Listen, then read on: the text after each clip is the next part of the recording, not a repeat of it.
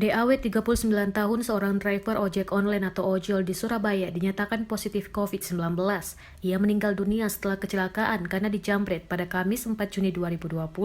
Hari itu, DAW bekerja seperti biasa. Ia mendapatkan pesanan untuk mengantar makanan di Darmo Harapan.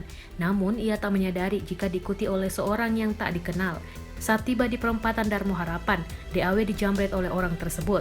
Perempuan 39 tahun itu pun terjatuh dan terluka. Ia kemudian dibawa ke salah satu rumah sakit swasta di Surabaya. Ia pun dipindahkan ke Rumah Sakit Umum Daerah Dr. Suetomo karena masuk kategori pasien berisiko tinggi terpapar COVID-19.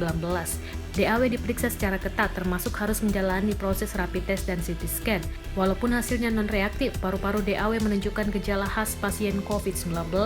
Tak hanya itu, suhu tubuh DAW tinggi dan ia mengalami sesak napas. Ia pun menjalani tes swab dan dinyatakan berstatus PDP. Ia juga dijadwalkan melakukan operasi akibat kecelakaan lalu lintas. Belum sempat dioperasi, DAW meninggal dunia pada Minggu 7 Juni 2020 sekitar pukul 14.30 waktu Indonesia Barat. Saat itu, hasil tes swab belum keluar. Ternyata penetapan status PDP ditolak oleh keluarga dan rekannya sesama pengemudi ojol.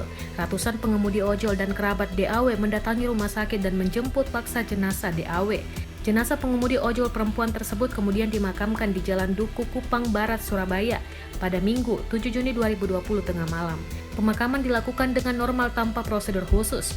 2 hari kemudian hasil swab DAW keluar. Driver perempuan tersebut menyatakan positif COVID-19.